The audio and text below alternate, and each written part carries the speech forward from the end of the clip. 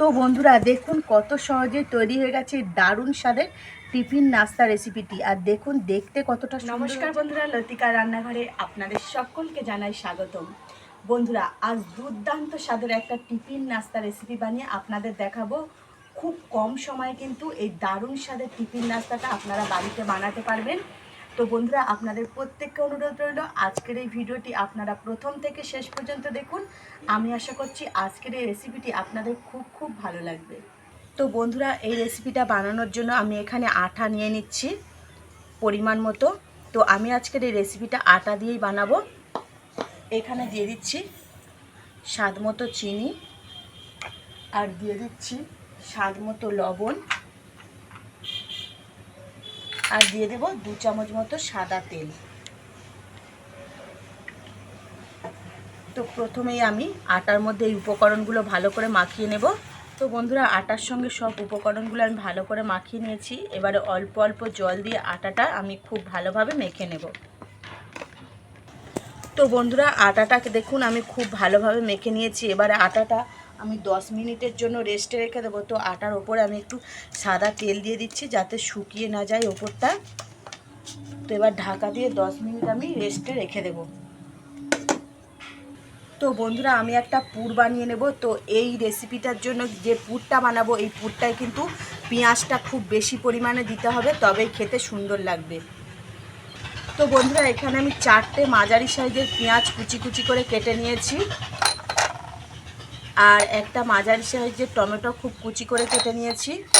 দিয়ে দিচ্ছি কিছুটা ধনেপাতা কুচি, দিয়ে দিচ্ছি কাঁচা লঙ্কা কুচি। কাঁচা লঙ্কা কুচিটা আপনারা আপনাদের স্বাদ বুঝেই দেবেন।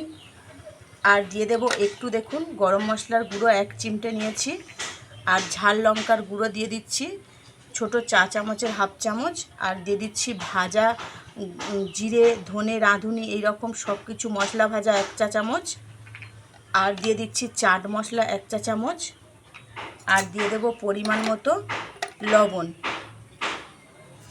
আর এখানে দিয়ে দিচ্ছি কিছুটা চিড়ে।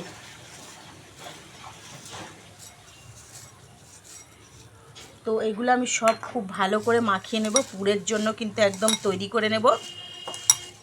তো বন্ধুরা দেখুন আমার পুরটা কিন্তু একদম তৈরি হয়ে গেছে। এবার পুরটা আমি সাইডে রেখে দেব। তো বন্ধুরা 10 মিনিট হয়ে গেছে, আটাটা আমি রেস্টে রেখেছিলাম। এবারে আরও কিছুক্ষণ আমি মেখে নেব। তো বন্ধুরা আমি সব কটা লেচি কেটে নিয়েছি, আর লেচিগুলো গোলও করে নিচ্ছি। তো বন্ধুরা লেচিগুলো এবারে আটা ছড়িয়ে আমি রুটির মাপে বেলে নেব।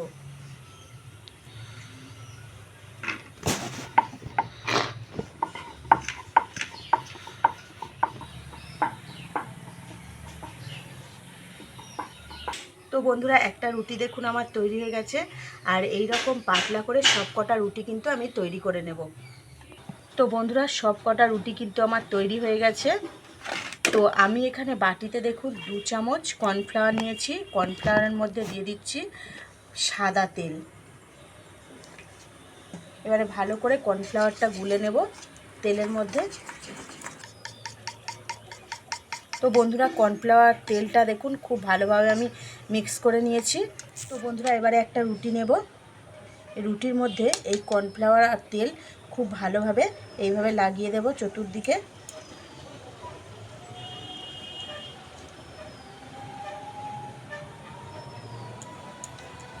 তো একটা রুটির মধ্যে দেখুন কর্নফ্লাওয়ার আর তেলটা খুব ভালোভাবে চারিদিকে লাগিয়ে দিয়েছি। এবারে এর মধ্যে দিয়ে দেব আরও একটা রুটি আমি সমানভাবে বসিয়ে দেব। তো বন্ধুরা আরও একটা রুটি দেখুন সমানভাবে আমি ওই রুটিটার মধ্যে বসিয়ে দিয়েছি। তো আবারও কর্নফ্লাওয়ার আর তেল খুব ভালোভাবে এই রুটিটার মধ্যে চতুর্দিকে লাগিয়ে দেব। তো বন্ধুরা আরও একটা রুটির মধ্যে কর্নফ্লাওয়ার আর তেল খুব ভালোভাবে লাগিয়ে দিয়েছি। তো আবারও একটা রুটি আমি এইভাবে দিয়ে দিচ্ছি। আর এইভাবে কিন্তু বন্ধুরা আমি 7টা রুটি দেব। আপনারা 4টে 5টা দিতে পারেন, আমি এখানে 7টা দিচ্ছি, বা 7টার বেশিও দিতে পারেন। তো আবারও কিন্তু আমি কর্নফ্লাওয়ার আর তেলটা ভালোভাবে লাগিয়ে দেবো। এইভাবে আমি 7টা রুটি পরপর তৈরি করে নেব এইভাবে। তো বন্ধুরা 7টা রুটি কিন্তু আমি লেয়ার বাই লেয়ার দেখুন এইভাবে গুছিয়ে নিয়েছি। এবারে রাউন্ড করে আমি রোল করে নেব। দেখুন এইভাবে সব কটা রুটি একসঙ্গে ধরবো, ধরে এইভাবে হালকা হাতে রুটিটাকে আমি রোল করব। তো বন্ধুরা রুটির এই সাইডটা আমি একটু হাতে করে জল লাগিয়ে দিচ্ছি, ভালো করে সেট হয়ে বসবে বলে। তো এইভাবে আমি ভালো করে লাগিয়ে নিয়েছি। এবারে হাতে করে এইভাবে একটু ঘুরিয়ে ঘুরিয়ে শেপ দিয়ে নেব। তো বন্ধুরা আমি লম্বা শেপ দিয়ে নিয়েছি। এবারে দুই সাইডটা কেটে আমি বাদ দিয়ে দেব। এটা অন্য কাজে আমি লাগিয়ে দেব। তো দুই সাইডটা সমান করে কেটে দিচ্ছি। তো বন্ধুরা এইটা আমি ছুরি দিয়ে কাটলে কিন্তু একটু তুবড়ে যাচ্ছে।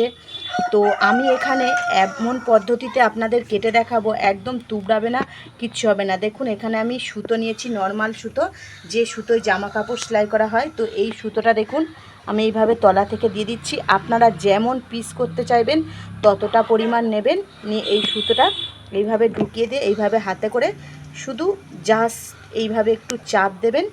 দেখুন কত সুন্দর কেটে গেল। দেখুন বন্ধুরা বাঁকেনি, কিচ্ছু হয়নি। দেখুন একদম ছুরির থেকেও কিন্তু সুন্দরভাবে কাটা হয়েছে, আপনারা দেখতে পাচ্ছেন। তো এই সহজ সরল পদ্ধতিতে আপনারা কিন্তু লেচিগুলো খুব সহজেই কেটে নিতে পারবেন। তো বন্ধুরা দেখুন এগুলো কিন্তু আমি ছুরি দিয়ে কাটিনি, সুতো দিয়ে কেটেছি, আর কত সুন্দর হয়েছে দেখুন। আর ছুরি দিয়ে যেগুলো কেটেছি সেগুলো দেখুন বেঁকে গেছে, তুবড়ে গেছে, কিন্তু আমি যেগুলো সুতো দিয়ে কেটেছি দেখুন একদম কতটা সুন্দর গোল রয়েছে, বাঁকেনি, কিছু হয়নি। তো এই সহজ সরল পদ্ধতিতে আপনারা একবার লেচি কাটবেন, দেখবেন খুবই ভালো লাগবে, আর খুব কম সময়ে কিন্তু কাটা হয়ে যাবে। তো বন্ধুরা একটা কাটা লেচি হাতে নেব, এইভাবে হাতে চাপ দিয়ে একটু করে চেপটে দেব। আর এইভাবে যদি বেঁকে যায় হাতে করে এইভাবে একটু করে দিলে সমান হয়ে যাবে। তো সব কটা লেচি আমি এমন সুন্দর করে হাত দিয়ে চেপে নেব। তো বন্ধুরা এইগুলো এবার আমি আলতু কলে বেলে নেব, খুব বেশি চাপ দেব না আর খুব বেশি বড় করব না। দেখুন লেয়ারগুলো কিন্তু ছেড়ে যাচ্ছে।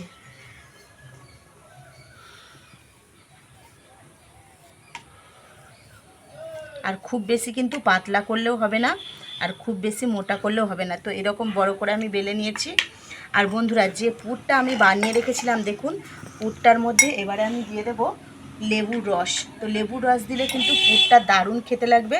আমি এখানে একটা পাতি লেবু ভালো করে কেটে আর নিংড়ে রসটা দিয়ে দিচ্ছি।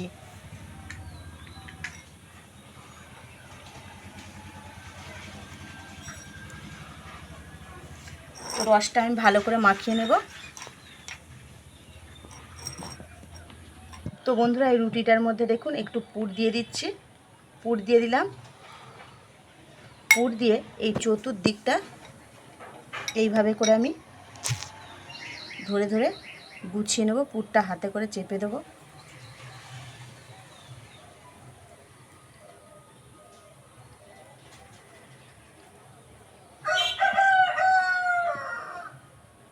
তো বন্ধুরা দেখুন পুরটা দিয়ে আমি ভালো করে মুখটা এইভাবে সেট করে দেবো পাকিয়ে পাকিয়ে।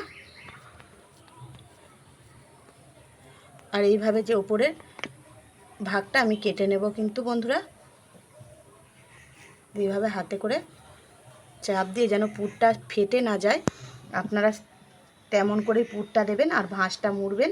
তো বন্ধুরা দেখুন একটা আমার তৈরি হয়ে গেছে। এভাবে হাতে করে চতুর্দিকটা রাউন্ড করে নেব ভালো করে। তো বন্ধুরা দেখুন কতটা সুন্দর হয়েছে দেখুন, আর লেয়ারগুলো পুরো বোঝা যাচ্ছে। তেলে ভাজার পর লেয়ারগুলো কিন্তু খুব সুন্দর ছেড়ে যাবে। তো এইভাবে আমি সব কটা টিফিন নাস্তা বানিয়ে নেব। তো বন্ধুরা দেখুন সব কটা টিফিন নাস্তা কিন্তু আমার তৈরি হয়ে গেছে, আর লেয়ারগুলো কত সুন্দর ছেড়ে গেছে দেখুন। এবারে আমি এগুলো ভেজে নেব। তো বন্ধুরা উনুন জেলে আমি কড়া বসিয়ে দিয়েছি, কড়া গরমও হয়ে গেছে, আর কড়াতে দিয়ে দিচ্ছি পরিমাণ মতো সাদা তেল।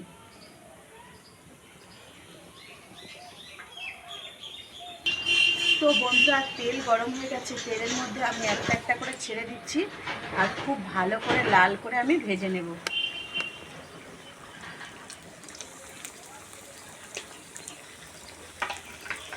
তো বন্ধুরা এইভাবে তেল ছিটিয়ে ছিটিয়ে আমি খুব ভালো করে এগুলো ভেজে নেব। তো বন্ধুরা এইভাবে উল্টে পাল্টে আমি খুব ভালোভাবে এগুলো ভেজে নেব। আর দেখুন কত সুন্দর লেয়ারগুলো ছেড়ে দিয়েছে, খেতে কিন্তু দারুণ লাগবে। তো বন্ধুরা এগুলো দেখুন খুব ভালো করে আমি লাল করে ভেজে নিয়েছি, আর লেয়ারগুলো দেখুন কত সুন্দর ছেড়ে গেছে। তো এবারে তেল ঝরিয়ে আমি এগুলো তুলে নেব। তো বন্ধুরা এগুলো আমার ভাজা হয়ে গেছে আর তেল ঝরিয়ে তুলে নিচ্ছি, আর বাকি যে কটা রয়েছে সে কটাও কিন্তু একইভাবে আমি লাল করে ভেজে নেব।